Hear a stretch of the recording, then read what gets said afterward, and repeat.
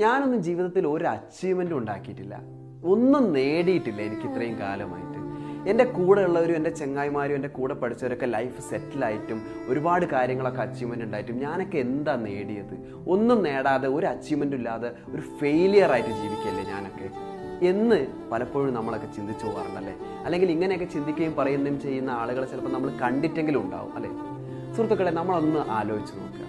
നമ്മളെയൊക്കെ ഏറ്റവും കൂടുതൽ സപ്പോർട്ട് ചെയ്യേണ്ട ആളുകൾ തന്നെ നമ്മളെ ഓപ്പോസ് ചെയ്യുകയും, അല്ലെങ്കിൽ നമ്മൾ പ്രതീക്ഷിക്കുന്ന ആളുകൾ പോലും നമ്മളെ വലിച്ച് താഴെ ഇടുകയും, നമ്മൾ ഏറ്റവും വിശ്വസിച്ച ആളുകൾ തന്നെ നമ്മളെ ചതിക്കുകയൊക്കെ ചെയ്യുന്ന സമയത്ത്, ഇത്രയും പ്രതിസന്ധികളിലൂടെയും പ്രയാസങ്ങളിലൂടെയൊക്കെ നമ്മൾ കടന്നു പോയിട്ടും നമ്മൾ എക്സിസ്റ്റ് ചെയ്യുന്നുണ്ടെങ്കിൽ, നമ്മൾ ഇപ്പോഴും നിലനിൽക്കുന്നുണ്ടെങ്കിൽ, അത് തന്നെ ഒരു വലിയ അച്ചീവ്മെൻ്റ് അല്ലേ?